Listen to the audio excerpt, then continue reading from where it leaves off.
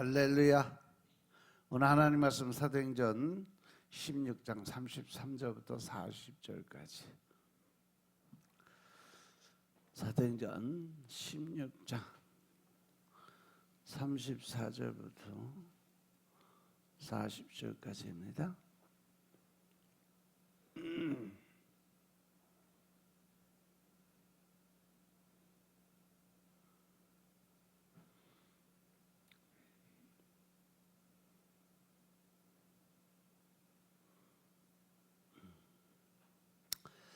같이 합독합니다.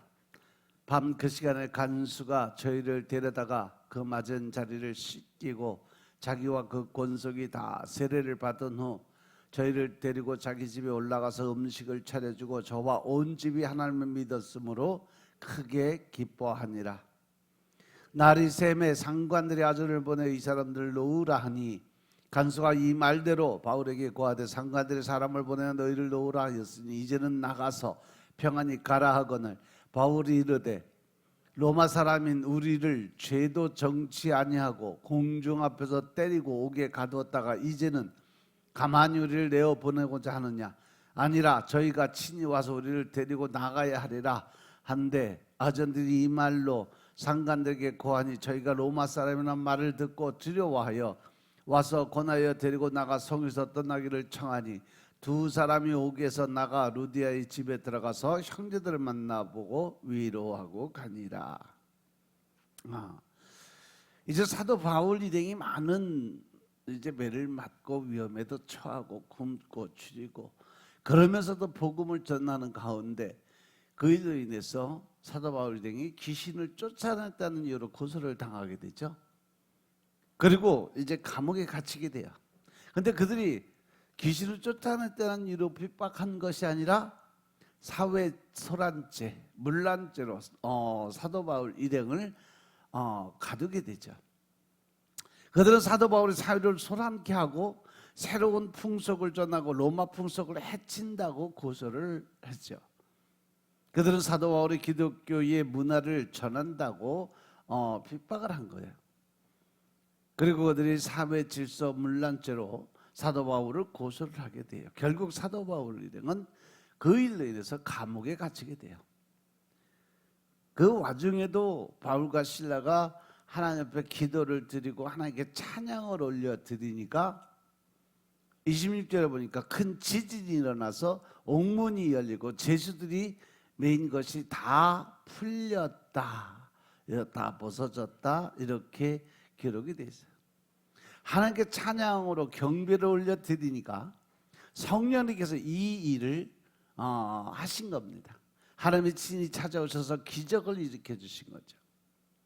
이렇게 우리의 믿음 안에는 기적이 먼저가 아니라 뭐가 먼저다?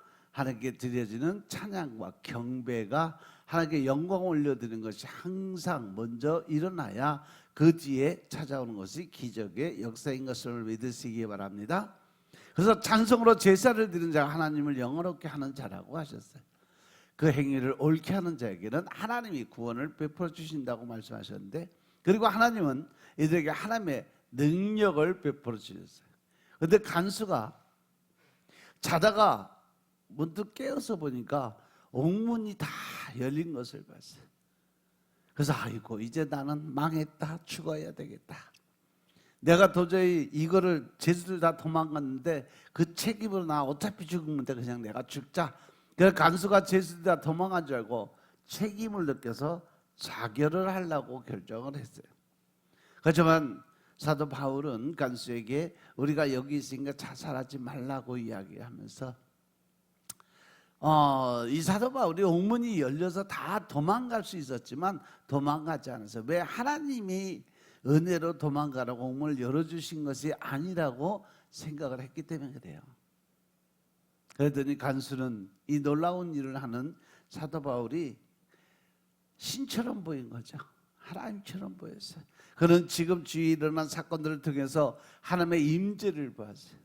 크고 높으신 하나님을 바라봐서. 그래서 간수는 죄수인 사도 바울에게 뛰어가서 이 사도 바울을 무서워하며 또 떨며 그 앞에 부복하고 엎드려서 이야기를 합니다. 하나님이 제자인 사도 바울을 간수 앞에서 가장 높은 자리에 높여주신 거죠. 간수는 하나님 앞에서 자신의 죄를 발견하게 돼요. 이렇게 높으신 분을 가던 자신들이 죄악된 것을 깨달았다는 거죠. 하나님의 살아계심을 알아서 그로 죄로 말미암아 심판을 받을 거라고 생각을 하게 된 거죠. 그래서 간수는 우리가 어떻게 해야 구원을 받을 수 있는가에 대해서 사도 바울에게 묻습니다. 그는 행위를 통해서 구원 얻는 것으로 생각을 했던 거죠. 유대인이나 부자 청년도 무엇을 구해야 구원을 얻는 것이라고 생각을 했어요. 그는 행위를 통해서 구원받기를 소망하는 거죠. 그랬더니 예수님께서 주 예수를 믿으라고 말씀을 하십니다. 그래서 너와 네 집이 구원을 받을 거라고 약속의 말씀을 선포합니다.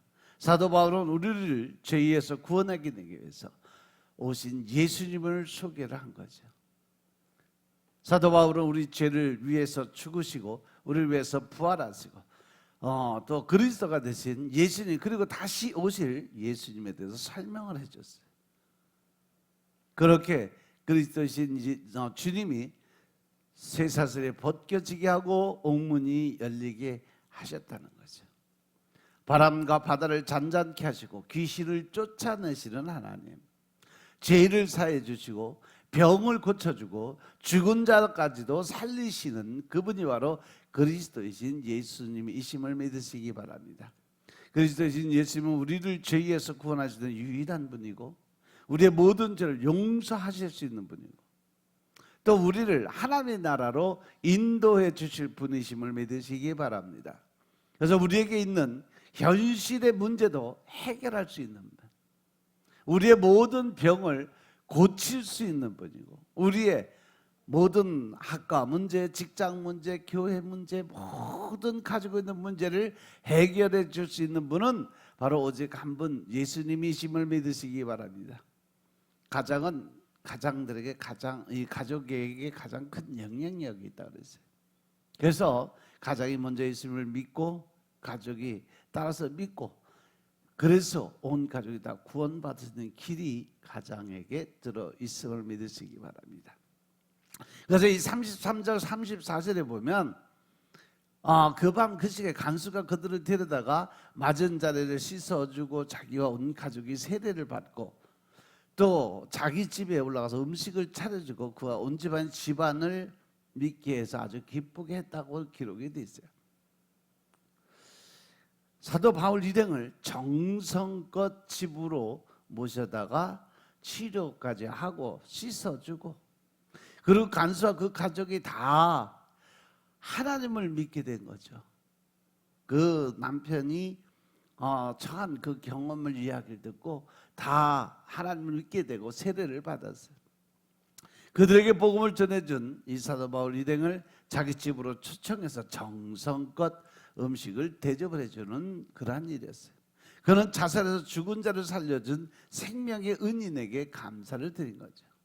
죄사함을 주시고 성령을 주신 예수님께 감사를 드리고 사도 바울 일행을 대접을 한 겁니다. 그와 온 집안이 예수님을 믿고 다 기뻐했다라고 기록이 되어 있어요. 결론적으로 우리가 하나님의 임재를 체험하기 위해서는 우리가 해야 될 것은 바로 기도라는 것을 말씀으로 주고 계시는 것임을 깨달으시기 바랍니다. 찬양 드리고 기도를 드려야 우리가 하나님을 만날 수 있고 하나님과 관계가 회복될 수 있고 또 하나님의 뜻을 깨달을 수 있는 거죠. 작은 일에 충성해서 내가 만나는 한 사람에도 복음을 전하고자 하는 열정을 가지고 있어야 우리는 하나님의 사역을 감당할 수 있음을 믿으시기 바랍니다. 그래서 우리가 힘써 찬양 드리는 기도를 드리고 말씀을 전할 때 하나님의 놀라운 역사는 일어날 줄로 믿고 선포하시는 여러분들 되시길 주님으로 축원합니다. 또 35절 36절에 보니까 이제 날이 새니까 이제 그 윗사람들이 그 사람을 놔주라고 이야기를 해요. 그래서 날이 새자 이 상전들이 부하들을 보내서 이 사도 바울 일행을 석방시키라고 명령을 해요. 이 사도 바울은요 드라마틱한 일을 통해서 하나님을 증거하고 있는 거죠. 사도 바울에게 예수님을 위해서 고난받는 인생을 살게 하셨어요. 하늘나라의 복을 쌓게 하셨다는 거죠. 하나님은 때가 되자 바울 일행을 자유하게 하고자 이제 속박의 그늘에서 벗어나게 만들어서 석박을 시키는 일을 시작을 하신 거예요. 그리고 이제는 사도 바울에게 감옥을 나가서 이제 평안히 가라라고 이야기를 했어요. 근데 37절부터 39절의 말씀을 보면 사도 바울이 오히려 역공으로 시작을 해요. 그가 지금까지 이 로마의 시민권을 가진 자라는 것을 설명을 안 해주고 그 사람들이 몰랐어요. 그때 당시에 로마의 모든 사람들은 특별한 관리를 받은 거예요. 그래서 일반 사람들이 로마 사람 함부로 욕도 못하고 때리지도 못하고 특히 감옥에 가둔다는 건 생각지도 못하는 거죠. 이 사도 바울은 로마 사람인 자신을 재판도 없이 감옥에 가두고 때린 것에 대해서 오히려 사과하라고 이야기를 합니다. 사도 바울은 비록 죄수였지만 하나님의 종으로서 아주 당당하게 선포를 한 겁니다. 사도 바울은 이들의 사과를 받아서 앞으로 복음을 전하는데 기회를 얻고자 했어요. 그래서 그 윗사람 상관들이 사도 바울이 로마 사람인 것을 알고 두려워해서 사과를 하고 제발 이 성에서 떠나달라고 간구를 한 거죠. 나중에 사도 바울은요 이 복음화를 전하기 위해서 로마 시민권을 이용해서 가이사에게 상소를 하게 됩니다. 우리는 자신의 신분을 이용해서 복음을 전할 수 있다는 것을 지금 사도 바울을 통해서 우리에게 알려주고 계심을 깨달으시기 바랍니다. 하나님이 자신에게 주신 지위를 이용해서 복음을 전하는 여러분들의 삶이 되시길 주 이름으로 축원합니다. 이제 마지막 40절에 보니까 두 사람이 옥에서 나와서 루디아의 집으로 들어가서 형제들을 만나보고 위로를 했다 그랬어요. 이 상관들이 와서 사과를 하자 사도 바울 일행이 그들을 떠나서 루디아의 집으로 갔어요. 이 루디아의 집이 어디 있다 그랬어요? 어디 있다 그랬어? 최초의 교회 세운 곳이 바로 빌립보 지방이잖아요. 빌립보 지방이었어요. 그 빌립보 지방에 루디아의 집으로 간 거죠. 그 집에는 간수를 비롯해서 예수를 믿는 그 빌립보 성도들이 다 모여들었죠. 당시는 루디아 가정집을 중심으로 모이는 가정교회를 이루고 있었어요. 사도 바울은 그들에게 가서 교제를 나누고 이제 빌립보를 떠나는 과정이 됐는데 그때 떠나면서 이 루디아에게 그때 성령이 충만하고 또 말씀의 은사와 능력을 받은 루디아에게 그 교회를 맡기고 나갑니다. 그래서 최초의 여자 목사가 태어났던 거예요. 사도 바울은 빌립보 교회를 아주 든든하게 세워놓고 기초를 다져놓고 그러고 떠났던 거죠. 사도 바울이 매를 맞고 감옥에 갇히는 순간에 하나님을 찬미했고 그는 성령님이 주신 위로와 기쁨이 넘침을 느꼈어요. 주님을 위해서 핍박을 받으며 그의 내면에는 성령의 충만함이 임했어요. 그래서 성령님은 그에게 찬양을 주심으로 인해서 하나님과 교제의 문이 활짝 열리게 만들었어요. 초대교회도 보면 결국 성령님께서 강한 임재로 하나님의 역사가 이루어졌음을 믿으시기 바랍니다. 창세기에도 성령님이 지구를 감싸며 생명이 태어났어요. 우리 이 대전 땅에 성령님이 충만하게 임재하기를 기도드리시기 바랍니다. 이를 위해서 우리가 해야 할 일은 주님께 찬양과 경배와 예배를 드리고 하나님께 영광을 올려드리는 일이에요. 어떠한 상황에서도 우리는 주님께 찬양과 경배와 예배의 그 자리에 서 있는 여러분들의 삶이 되시길 주 이름으로 축원합니다. 제가 지금 살아있는 거 뭐 이렇게 말씀 세계 전무할 수 있는 거 또 기도 드릴 수 있는 그 삶을 살아갈 수 있다는 거 또 우리 주위에 서로의 동역자의 자리에 마주보고 살아가고 있다는 거 이 모두가 다 주님이 주신 은혜요, 은총인 것임을 믿으시기 바랍니다. 제게 양들로 인하여 근심과 탄식이 밀려올 때도 있어요. 그런데 우리가 예수님을 생각하면 아직까지도 우리가 나약하고 부족하다는 것을 깨닫고, 또 주님이 당한 고통에 비하면 아무것도 아니라는 것을 깨닫고, 더 하나님께 찬양드리고 경배드리고 또 영광을 드리는 삶을 살 수밖에 없다는 거죠. 따라서 우리가 주님이 주신 주권과 사랑을 믿고 담대한 믿음을 가지고 나아갈 수 있는 여러분들의 삶이 되시길 주 이름으로 축원합니다. 기도드리겠습니다. 아버지 하나님 감사드립니다. 오늘도 아버지 하나님 사도행전 16장의 말씀을 가지고 주님의 뜻을 깨닫고 알게 하시니 감사합니다. 늘 신령과 진정의 마음으로 하나님 나라의 군사가 될 수 있도록 주님이 축복하시고, 하나님 감사 능력 안에 주의 뜻대로 우리가 쓰임받는 도구의 삶을 살 수 있도록 주님이 역사하여 주시옵소서. 오직 성령 하나님의 임재를 통해서 우리가 새 영 새 마음을 받고 이제 새로운 피조물로서의 삶을 살 수 있도록 주의 역사하시고, 우리 마음속에 악한 마음 다 제하여 버리고 부드럽고 온유와 겸손으로 무장되게 하옵소서. 오늘 하루도 하나님을 기뻐할 수 있는 삶을 살게 축복하옵소서. 모든 말씀 우리 주 예수 그리스도 이름으로 감사드리며 기도드려 사옵나이다. 아멘.